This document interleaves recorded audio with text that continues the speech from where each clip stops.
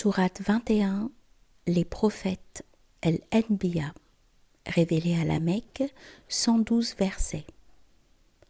Au nom d'Allah, le clément, le miséricordieux. Le jour du compte pour les hommes approche, alors qu'ils sont dans une inconscience qui les éloigne. Aucun rappel de leur Seigneur ne leur parvient sans qu'ils l'écoutent de manière évasive en s'amusant. Leurs cœurs sont fort distraits. Les injustes disent entre eux, secrètement, « Qu'est-il, celui-là, sinon un mortel comme vous autres ? Allez-vous succomber à ses tours de magie alors que vous voyez clair en lui ?» Il a dit, « Mon Seigneur sait ce qui se dit au ciel et sur terre. Il est celui qui entend et celui qui sait. » Mais ils soutiennent, ce n'est là qu'un fratras de rêverie qu'il a inventé. C'est là un poète. Qu'il vienne donc avec un miracle, comme ce fut le cas avec ses prédécesseurs. Toute cité qui s'est montrée impie auparavant a été éradiquée. Sont-ils en mesure de le croire ? Et nous n'avons envoyé avant toi que des hommes qui ont reçu notre révélation. Demandez à ceux qui tiennent les registres de mémoire si vous ne le savez pas. Nous n'avons jamais fait d'eux des corps qui ne se sustentaient pas plus qu'ils n'étaient éternels. Nous avons tenu nos engagements à leur égard. Nous avons sauvé ceux que nous voulions sauver et nous avons détruit les impies. Nous vous avons révélé un livre dans lequel vous trouverez votre rappel. Ne comprenez-vous donc pas ? Combien de cités criminelles nous avons anéanties en leur substituant de nouveaux occupants. Quand ils ont senti notre grande colère, les voilà qui détalèrent à toutes jambes. Ne fuyez pas. Revenez au luxe dont vous avez joui en vos demeures. Peut-être aurez-vous à rendre des comptes. Ils diront, « Malheur à nous, nous étions injustes. » Ainsi seront leurs jérémiades jusqu'au moment où nous en ferons une moisson sans vie. Nous n'avons pas créé le ciel et la terre et tout ce qui se trouve dans leur espace intermédiaire dans un esprit de jeu. Et si nous avions voulu nous divertir, nous l'aurions décidé en nous-mêmes, pour autant que nous l'aurions fait. Bien au contraire, nous terrassons le faux en lui assénant le vrai, qu'il l'atteint à la tête et le met à terre. À vous le malheur pour tout ce que vous prétendez. Il dispose de tout ce qui se trouve au ciel et sur terre. Ceux qui sont auprès de lui, les anges, ne se croient pas trop orgueilleux pour l'adorer continuellement. Ils le célèbrent nuit et jour sans relâche, à moins de tirer de la terre des dieux qui les ressuscitent. Si d'autres dieux qu'Allah avaient existé au ciel et sur terre, le ciel et la terre auraient été corrompus. Gloire à Allah, souverain du trône, pour tout ce qu'il décrive. Il ne peut être questionné sur ce qu'il fait, mais eux peuvent l'être. Se sont-ils donné d'autres dieux en dehors de lui ? Dis-leur, apportez votre preuve. Ceci est un rappel pour ceux qui sont avec moi et ceux qui m'ont précédé. Mais la plupart ne connaissent pas le vrai et s'en écartent. Nous n'avons envoyé avant toi aucun messager sans lui révéler aucune autre divinité, moi excepté, adorez-moi. Ils ont dit, le miséricordieux s'est donné un enfant. Gloire à lui. Ce ne sont là que des serviteurs bénis. Il ne devance pas ses paroles, et c'est sous son ordre qu'ils agissent. Il sait ce qu'ils ont de manière claire et ce qu'ils cachent. Il n'intercède que pour ceux que Dieu agrée, inondés qu'ils sont de la crainte qu'ils éprouvent pour lui. Quiconque parmi eux affirmerait « Je suis Dieu en dehors de lui », celui-ci sera payé du feu de la géhenne, car c'est ainsi que nous récompensons les injustes. Les incrédules ne voient-ils pas que les cieux et la terre fusionnaient et que nous les avons séparés ? Et nous avons fait vivre toute chose inerte de l'eau ainsi obtenue. Continue-t-il à ne pas croire ? Et nous avons placé des montagnes de façon que la terre soit immobile, non sans avoir ménagé de grands passages pour les humains. Peut-être reviendront-ils à un meilleur chemin. Et nous avons fait du ciel une voûte préservée. Mais eux se détournent de ces signes. Allah est celui qui a créé la nuit, le jour, le soleil et la lune. Chacun se déplace sur une orbite avec un mouvement qui lui est propre. Nous n'avons accordé d'immortalité à aucun homme avant toi. Si tu meurs, seront-ils immortels? Chaque âme aura droit à la mort, et nous vous mettrons à l'épreuve du bien et du mal en guise de diversion, sachant que vous reviendrez à nous. Et lorsque les incroyants te verront, ils se moqueront de toi. Est-ce celui qui médit quant à vos dieux? Mais il ne croit pas au miséricordieux lorsqu'il est mentionné. L'homme est né d'impatience. Je vous montrerai mes signes, mais ne vous hâtez pas de les exiger. Ils diront: à quand donc cette déchéance si vous êtes véridique? Si seulement ceux qui n'ont pas cru pouvaient savoir lorsqu'ils ne pourront plus éviter de voir leur visage et leur dos brûlés et qu'ils ne trouveront personne pour les secourir, au contraire, la mort viendra soudainement et les paralysera par sa rapidité. Ils ne pourront ni la refouler ni attendre plus longtemps. On s'est certes moqué des envoyés venus avant toi, mais ceux qui s'en moquaient ont été eux-mêmes l'objet de ce qu'ils raillaient. Dis: qui vous protégera de nuit comme de jour du miséricordieux? Mais ils ont tourné le dos à l'invocation de leur Seigneur, à moins qu'il n'ait d'autres dieux en dehors de nous pour les protéger. Ces dieux ne peuvent se secourir par eux-mêmes ni se faire assister contre nous. Bien au contraire, nous les avons gratifiés de toutes choses, à l'instar de leur père, et cela jusqu'à un âge très avancé. Ne voit-il pas que, sitôt venus sur une terre, nous la réduisons de tous côtés? Sont-ils les vainqueurs? Dis: je vous avertis seulement de la révélation, même si les sourds ne perçoivent pas l'appel qui leur est adressé.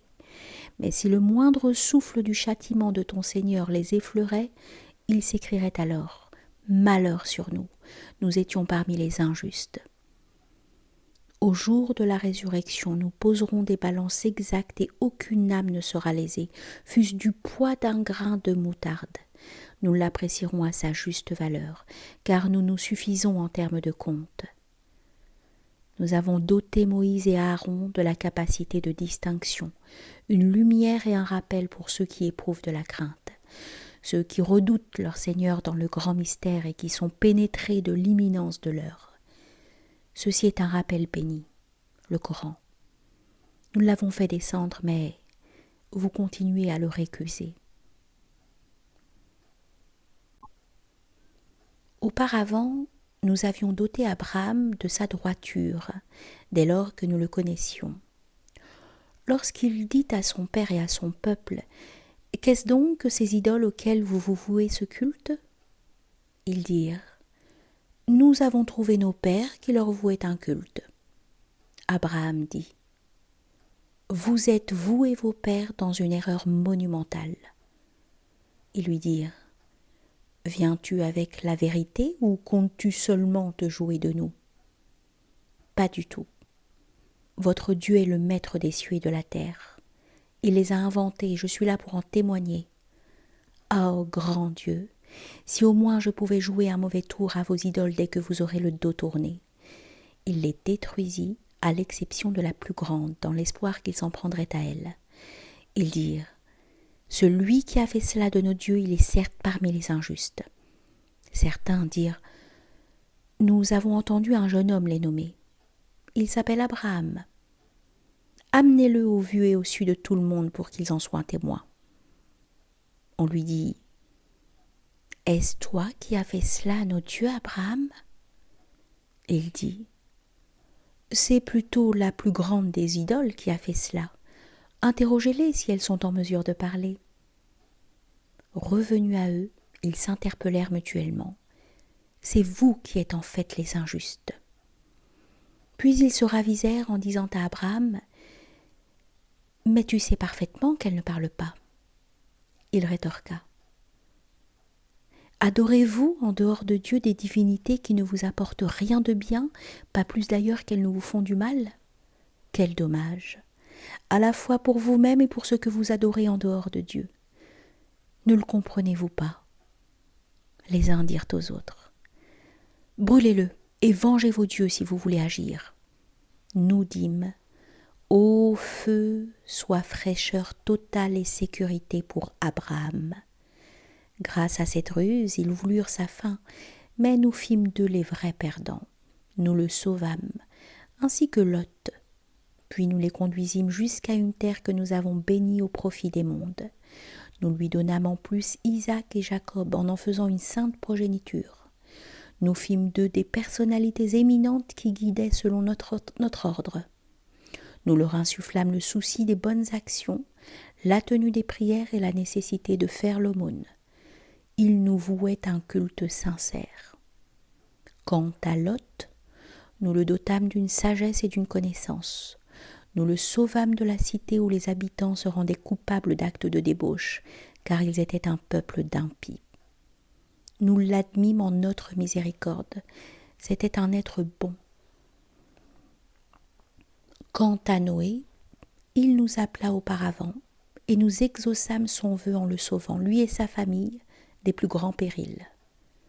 Nous le sauvâmes au détriment de ceux qui traitaient nos signes de mensonges. C'était un peuple mauvais. Nous les noyâmes tous. Et David et Salomon, lorsqu'ils jugèrent la question de l'emblavure visitée par un troupeau de moutons appartenant à des gens, nous fûmes les témoins de leur sentence. Nous fûmes les témoins de leur sentence. Nous expliquâmes l'affaire à Salomon, et aux deux nous donnâmes une sagesse et une science. Nous soumîmes à David les montagnes et les oiseaux, et tous entonnèrent nos louanges. Oui, nous l'avons fait. Nous lui apprîmes à fabriquer des cottes de mailles afin de vous protéger de vos combats. Êtes-vous reconnaissant ? À Salomon, nous soumîmes les vents qui, selon son ordre, tournoyèrent sur une terre bénie par nous. Nous étions informés de tout. Et parmi la cohorte de diables, ceux qui plongeaient pour lui dans la mer ou qui s'acquittaient d'autres travaux, tandis que nous les surveillions. Et Job, quand il lança son appel vers son Seigneur en disant « Je suis affligé d'un mal et tu es le plus miséricordieux des miséricordieux », nous exaucâmes ses vœux en éloignant de lui le mal dont il était affligé. Nous lui rendîmes sa famille et autant de personnes en guise de miséricorde de notre part et en guise de rappel pour tous ceux qui ont vocation à adorer. Et Ismaël, Idriss et Dhul-Kifl, ils étaient tous des persévérants. Nous les avons admis en notre miséricorde, car ils étaient parmi les justes.